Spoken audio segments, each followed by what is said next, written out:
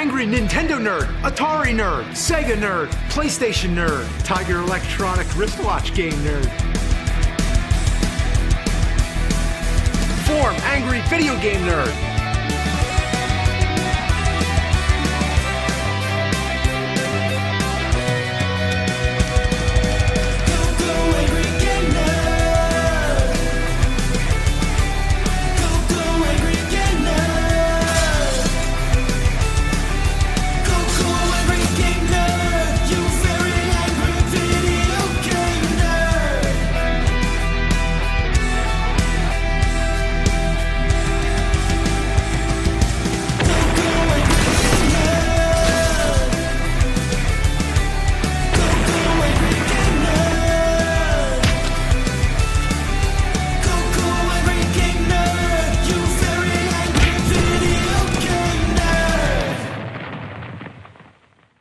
What do you get when you take Godzilla, Ultraman, Kamen Rider, Voltron, Saved by the Bell, and put them all together? You get Power Rangers. It was like an extended toy commercial, with action figures being staged in epic shots. It was martial arts. It was comedy. It was giant Japanese rubber suit monsters. It was mechanical dinosaurs. It was robots coming together to make bigger robots. A turtle with a traffic light on its head. Monsters that would make wisecracks and rap. And ridden around all these Japanese action scenes was an American teenage sitcom.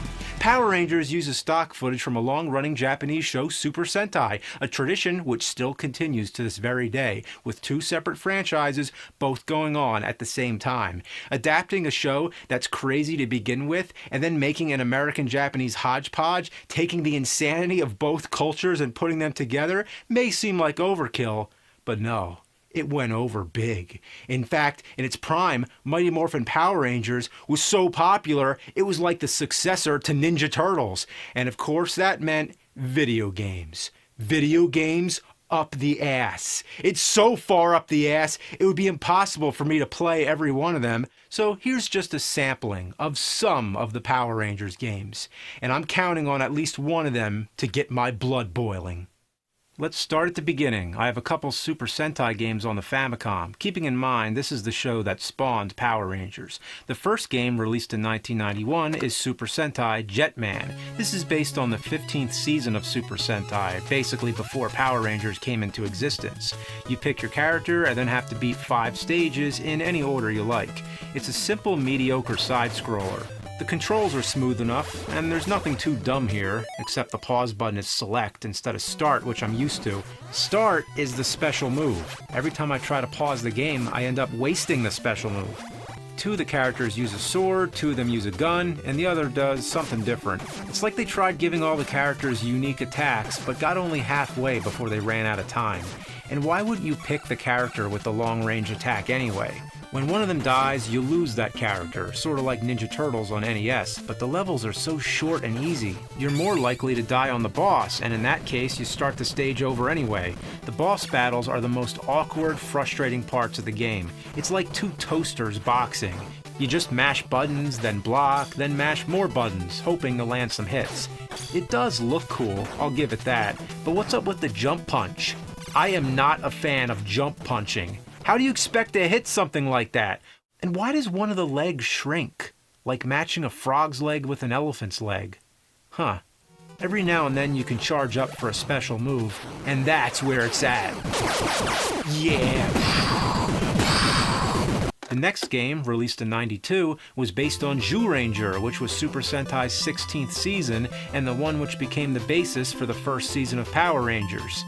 And listen here, it has the Zyuranger theme song. Zyuranger, Zyuranger, Densetsu no Senshi Tachi o Zyuranger. This game is more linear. You go through the stages in a set order. Each stage, you're a different ranger. Once again, it's pretty self-explanatory. You just run to the right and fight off enemies with a gun. Halfway through, you get a new weapon, but what kind of attack is that? You're just blindly swinging a knife around, like Michael Myers at the end of Halloween 2, the 1981 version of Halloween 2. What the hell? I have to say, I barely got through the first stage. With this platform jumping, spikes, and lousy short-range weapon, I almost gave up. But now, I'm at the boss, and I almost got it. Alright! Yeah, sometimes it takes a while to succeed, but if you keep trying...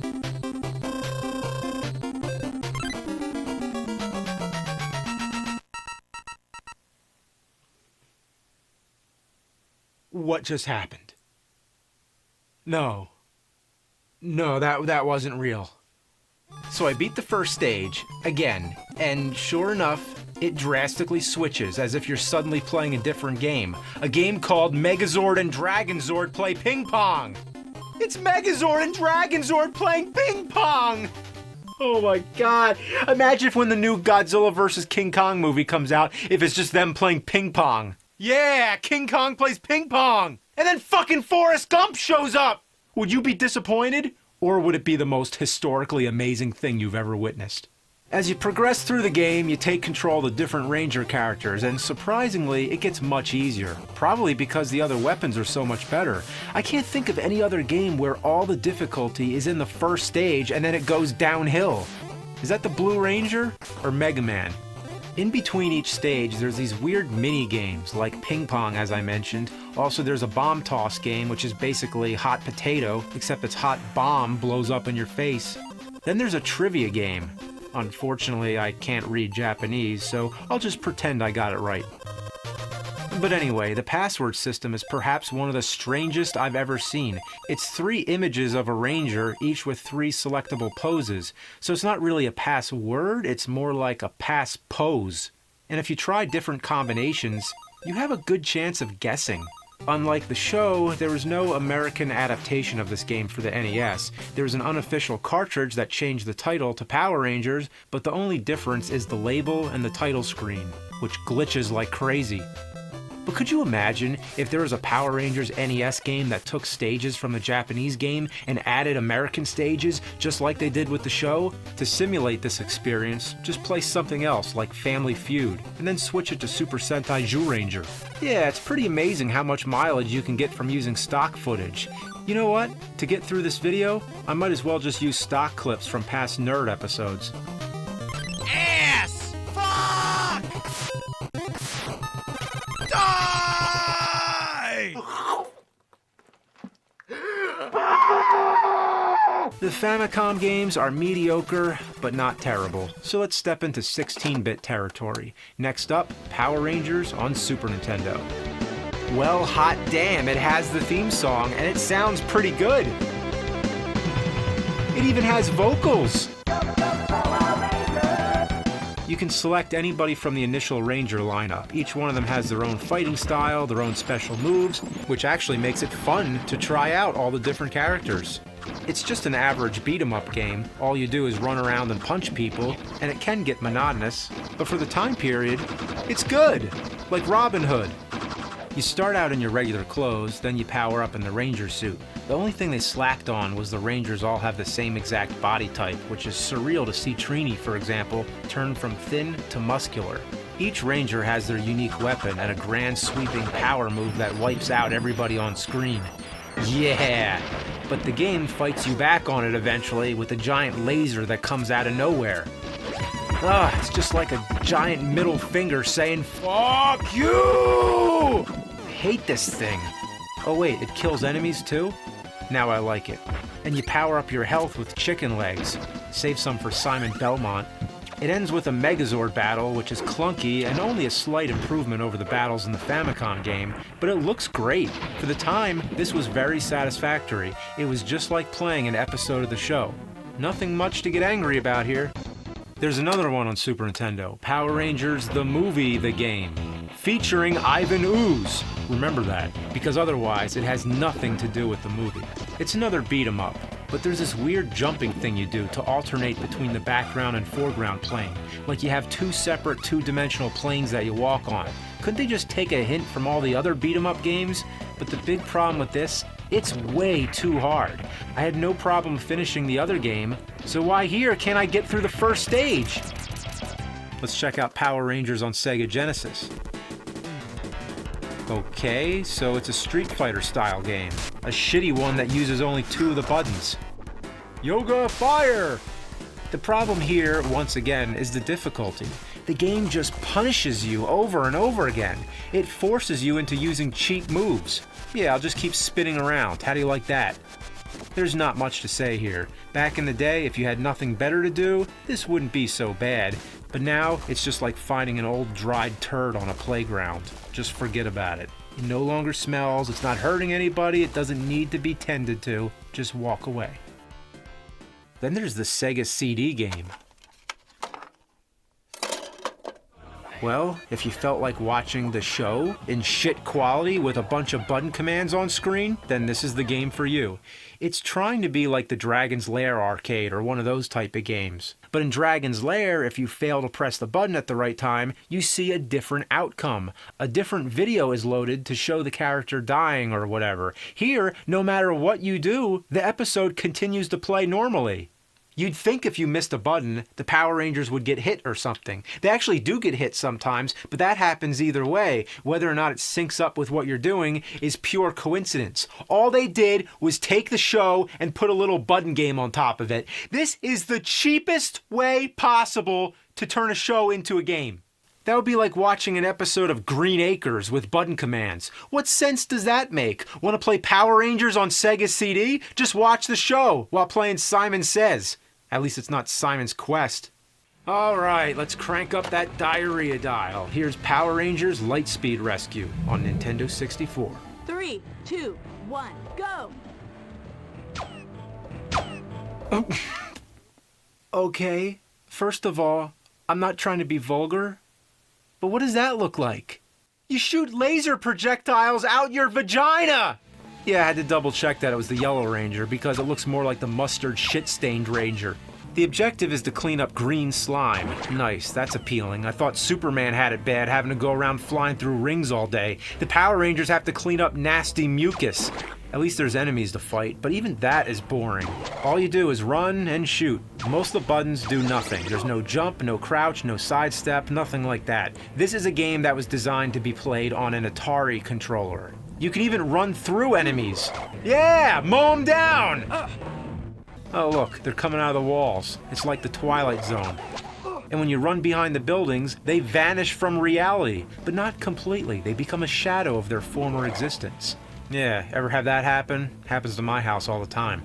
It's a very spacious game. There's no hallways or boundaries to guide you around. If you run in any direction, it'll be minutes before something eventually blocks your path. How far do these boundaries go? I just keep running and running and running and running. And for whatever reason, they didn't know how to loop the music, so instead it abruptly stops and starts up again. It's a very jarring shift in tone, not to mention it's the same music the entire game.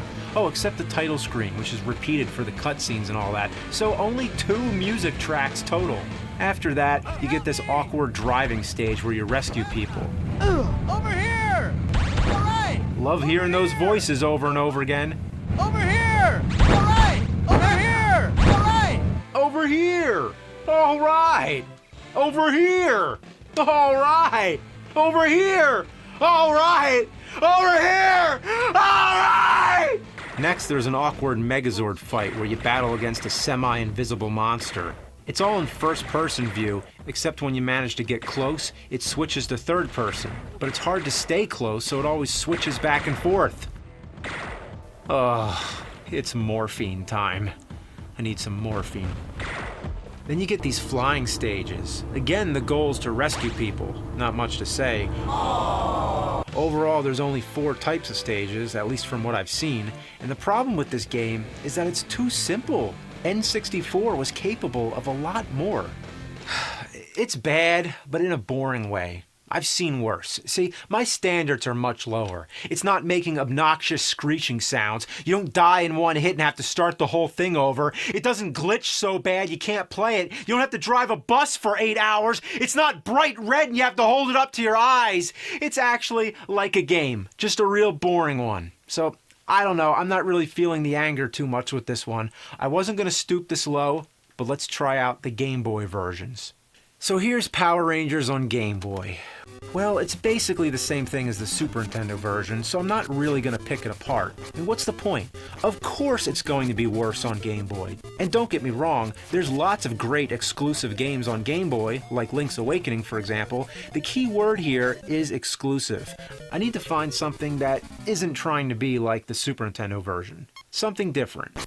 But okay, that's weird. That's the most confusing continue screen I've ever seen.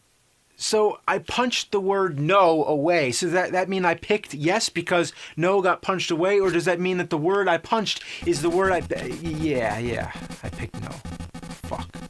Okay, so let's try out Power Rangers, the movie, the Game Boy game. Alright, this one is different. An exclusive game, but is it exclusively bad? Well, let me ask, if this follows the movie, the Yellow Ranger would be Aisha, not Trini, which means they got the skin color wrong.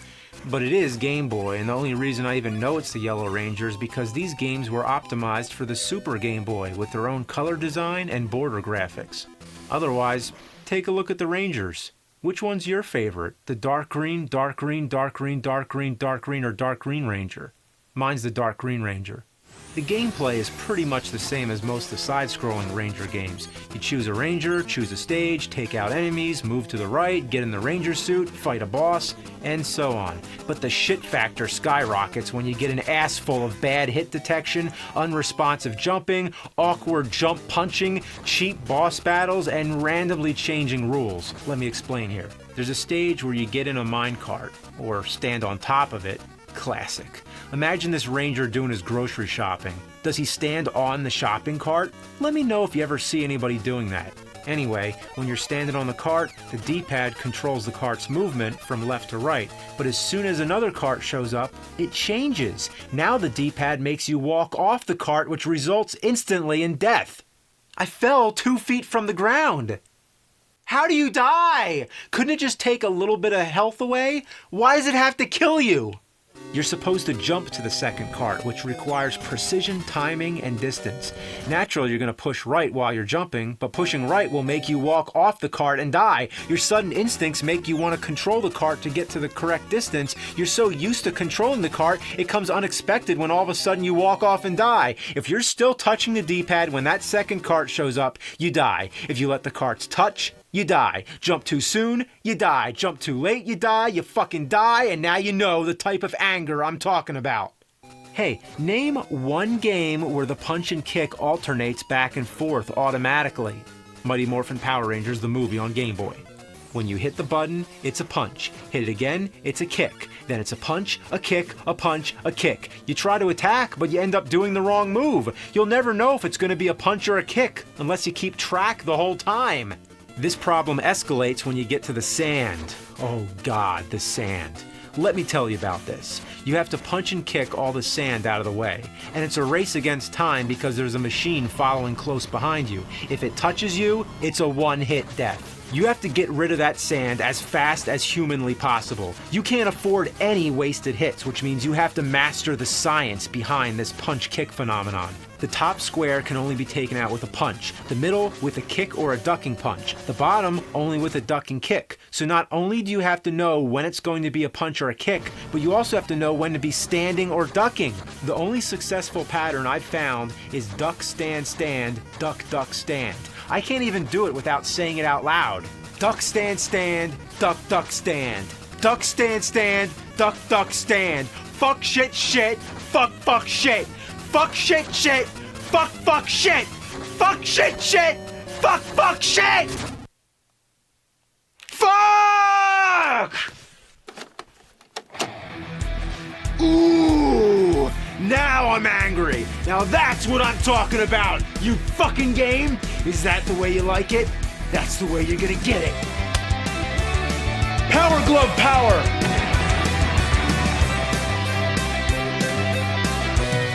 Power pad power. Laser scope power. U-force power. Rolling rocker power.